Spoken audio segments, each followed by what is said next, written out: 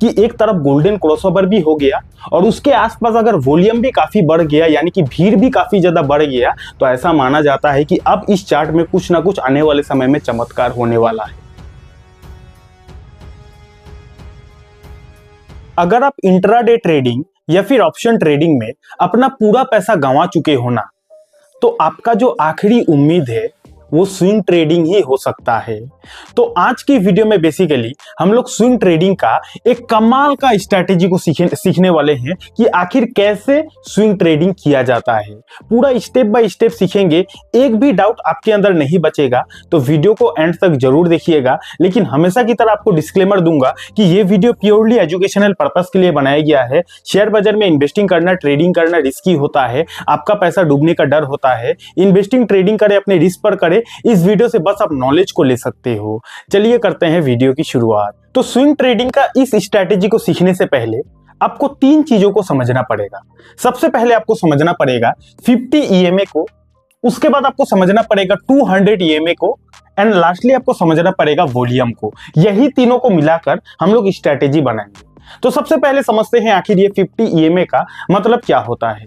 तो ये जो 50 EMA है ये एक इंडिकेटर है जो कि हमें ये बताता है, यानी कि अगर हम लोग चार्ट में 50 EMA लगाते हैं तो 50 EMA हमें ये बताता है कि पिछले 50 कैंडल का एवरेज लाइन कौन सा है। यानी कि अगर हम लोग चार्ट में 50 EMA को प्लॉट करते हैं, 50 EMA लाइन को लगाते हैं ना, तो 50 EMA जो लाइन चार्ट में लग जाएगा वो लाइन हमें ये बताएगा कि पिछले 50 कैंडल का एवरेज लाइन कौन सा है। समझ गए इतना बात। उसी तरह 200 EMA का मतलब ये है, अगर हम लोग कोई भी चार्ट में 200 EMA लगाते हैं तो 200 EMA जो है चार्ट में इस तरीके से लग तो जाएगा, लेकिन 200 EMA जो है हमें क्या बताएगा, 200 EMA हमें ये बताएगा कि पिछले 200 कैंडल का एवरेज लाइन कौन सा है। तो 50 EMA हमें बताता है पिछले 50 कैंडल का एवरेज लाइन कौन सा है, और 200 EMA हमें बताता है कि पिछले 200 कैंडल का एवरेज लाइन कौन सा है। सिंपल, इतना समझ गए। तीसरा हमें समझना है वॉल्यूम का मतलब क्या होता है। तो जब भी आप चार्ट में वॉल्यूम लगाओगे ना, तो कुछ इस तरीके का ये जो हरा लाल कलर का देख रहे हो डंडे के जैसा, इसको वॉल्यूम बोला जाता है। तो वॉल्यूम का मतलब ये होता है कि इस पर्टिकुलर पॉइंट पर कितने सारे लोगों ने इस शेयर को खरीदा है, कितने सारे लोगों ने इस शेयर को बेचा है, इसी को दर्शाता है वॉल्यूम। यानी कि अगर किसी पॉइंट पर वॉल्यूम काफी ज्यादा है तो आपको यह समझ जाना चाहिए कि इस वाला पॉइंट पर काफी सारे लोगों ने शेयर को खरीदा है, काफी सारे लोगों ने शेयर को बेचा है, इसलिए यहाँ पे वॉल्यूम काफी ज्यादा है। बहुत सारे लोगों ने यहाँ पे माल खरीदा है, बहुत सारे लोगों ने यहाँ पे माल को बेचा है, इसलिए वॉल्यूम ज्यादा है। अब जैसे कि यहाँ पे आप देख सकते हो, यहाँ पे काफी कम वॉल्यूम है। अब वॉल्यूम कम है यानी कि इस वाले पॉइंट पे काफी कम लोगों ने इस शेयर को खरीदा है, काफी कम लोगों ने इस शेयर को बेचा है, इसलिए यहाँ पर वॉल्यूम कम है। तो समझ गए इतना बात। 50 EMA, 200 EMA, वॉल्यूम, तीनों का मतलब क्या होता है समझ गए। अब नेक्स्ट सीखते हैं कि आखिर ये तीनों इंडिकेटर को चार्ट में लगाया कैसे जाता है। अब चार्ट के बारे में बताने से पहले आपको एक डिस्क्लेमर फिर से दूंगा कि सेबी का नया गाइडलाइन के हिसाब से हम लोग लाइव चार्ट में कोई भी डिस्कशन नहीं कर सकते हैं। तो ये कोई भी लाइव चार्ट नहीं है, ये काफी साल का पुराना चार्ट है, काफी साल का पुराना चार्ट मैं आपको सिखा रहा हूं। तो ये कोई भी लाइव चार्ट नहीं है, ये डिस्क्लेमर के रूप में आप लोगों को पहले ही शेयर कर दिया। अब कैसे इन तीनों इंडिकेटर को लगाया जाता है, तो जो भी चार्टिंग सॉफ्टवेयर को आप यूज करते हो उस चार्टिंग सॉफ्टवेयर को ओपन कर लेना है। उसके बाद वहां पे एक इंडिकेटर का इस तरीके का ऑप्शन आएगा, इसमें आपको क्लिक कर देना है। जैसे ही आप इंडिकेटर वाले ऑप्शन पे क्लिक करोगे उसके बाद आपको सिंपली सर्च करना है EMA, यानी कि एक्सपोनेंशियल मूविंग एवरेज। जैसे ही आप EMA सर्च करोगे उस पे क्लिक कर देना है।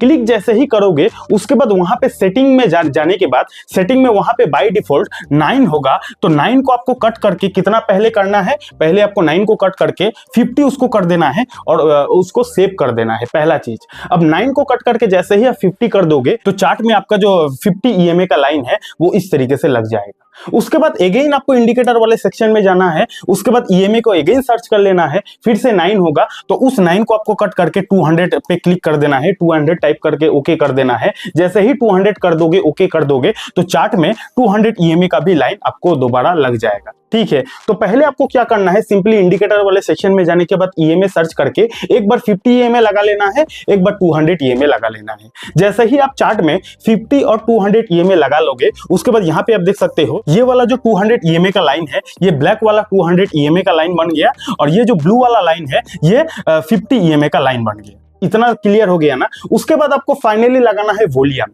अब वॉल्यूम इंडिकेटर कैसे लगाया जाता है, सिंपली इंडिकेटर पे जाने के बाद वॉल्यूम सर्च करोगे, क्लिक करोगे तो चार्ट में वॉल्यूम लग जाएगा। तीनों इंडिकेटर जैसे ही चार्ट में लग गया, मोटा मोटी हमारा 90% काम हो गया।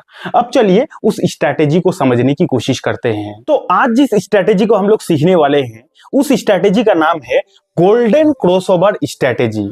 गोल्डन क्रॉसओवर स्ट्रैटेजी नाम सुनते ही आपको थोड़ा सा अजीब लग रहा होगा, लेकिन काफी ज्यादा कमाल का स्ट्रैटेजी है। सबसे पहले इसको समझो कि आखिर ये क्रॉसओवर का मतलब क्या होता है।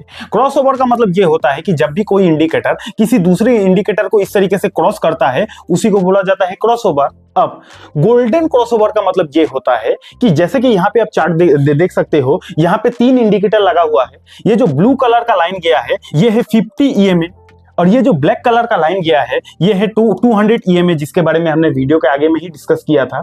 और ये जो लंबा लंबा लाइन देख रहे हो, इसको क्या बोला जाता है, इसको वॉल्यूम बोला जाता है सिंपल भाषा में। ठीक है, तो 3 इंडिकेटर लगा हुआ है, 50 ईएमए, 200 ईएमए और वॉल्यूम। अब गोल्डन क्रॉसओवर का मतलब ये होता है कि जब भी किसी चार्ट में ये जो 50 ईएमए है, 50 ईएमए अगर 200 ईएमए को नीचे से ऊपर की तरफ काटता है, तो उसी को बोला जाता है गोल्डन क्रॉसओवर। यानी कि जब भी आप किसी चार्ट में 50 ईएमए और 200 ईएमए दोनों इंडिकेटर को लगाते हो, और जब 50 ईएमए जो है वो 200 ईएमए को नीचे से ऊपर की तरफ काट रहा है, तो यहाँ पे जो क्रॉसओवर हो गया, इसी क्रॉसओवर को बोला जाता है भैया गोल्डन क्रॉसओवर। और जब भी चार्ट में गोल्डन क्रॉसओवर होता है, तो ऐसा माना जाता है कि गोल्डन क्रॉसओवर के बाद उस चार्ट में एक बहुत बड़ा रैली आ सकता है, इसका कोई गारंटी नहीं है, लेकिन ऐसा माना जाता है, ऐसा पास्ट में देखा गया है कई बार, बार बार नहीं लेकिन मैक्सिमम टाइम देखा गया है कि जब भी चार्ट में गोल्डन क्रॉसओवर हुआ है, उसके बाद गोल्डन क्रॉसओवर के बाद उस चार्ट में एक बहुत लंबा रैली आया है। और स्विंग ट्रेडिंग में हमें यही रैली का तो फायदा उठाना चाहिए। स्विंग ट्रेडिंग में क्या है कि हम खरीदेंगे, उसके बाद शेयर का भाव बढ़ेगा, बेचेंगे, फायदा हो जाएगा, यही तो चाहिए।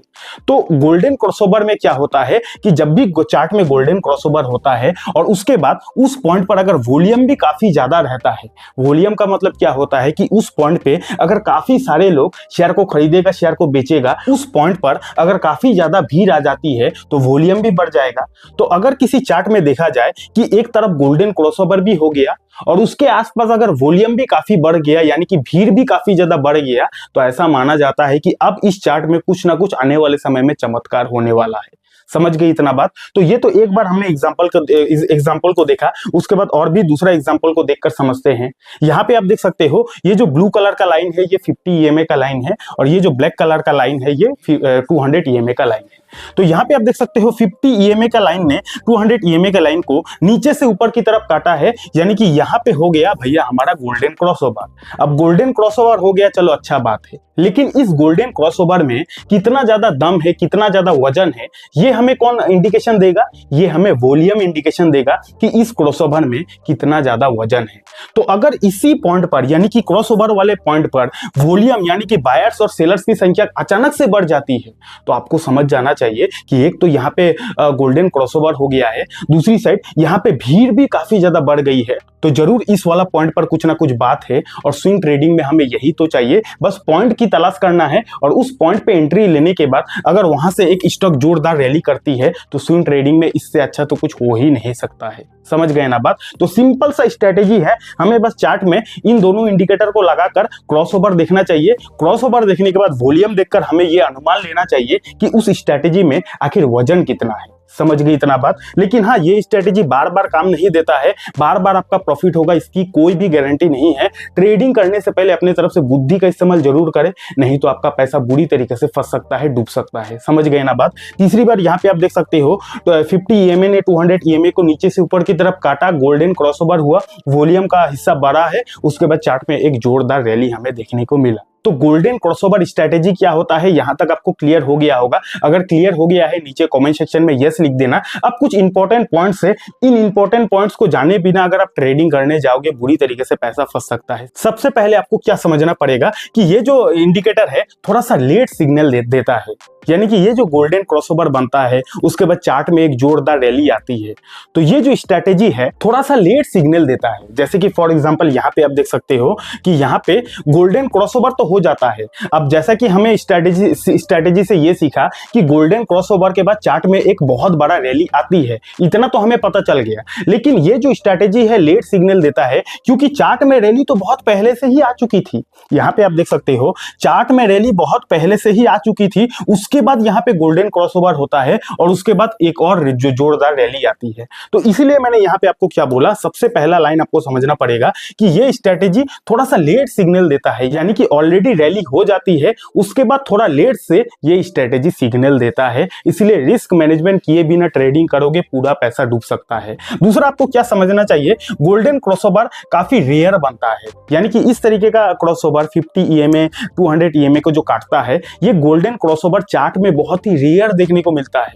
नॉर्मली आप किसी भी चार्ट में नहीं देख पाओगे, बहुत ही कम, साल में कई बार एक बार दो बार ही ऐसा क्रॉसओवर बनता है। तो इसीलिए इस तरीके का स्ट्रेटेजी, इस तरीके का क्रॉसओवर ढूंढना आपके लिए बहुत बड़ा चैलेंज बन सकता है। ठीक है, काफी ज्यादा रेयर ये गोल्डन क्रॉसओवर बनता है। उसके बाद क्या है, फंडामेंटल जरूर देखें। ये बात तो मैं आपको बार बार बोलता हूं, उल्टे सीधे कंपनी में अगर आप स्विंग ट्रेडिंग करने जाओगे बुरी तरीके से पैसा डूब सकता है। हमेशा स्विंग ट्रेडिंग करोगे फंडामेंटल बिजनेस जरूर देखा जाता है।